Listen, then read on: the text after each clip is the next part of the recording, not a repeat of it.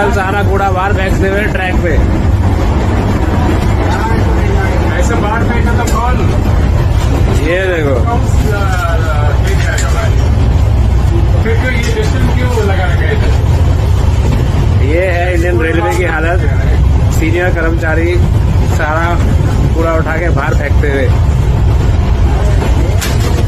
ये देखिए क्या हालत है इंडियन रेलवे की। और ये बोलते हैं देश को आगे बढ़ाएंगे।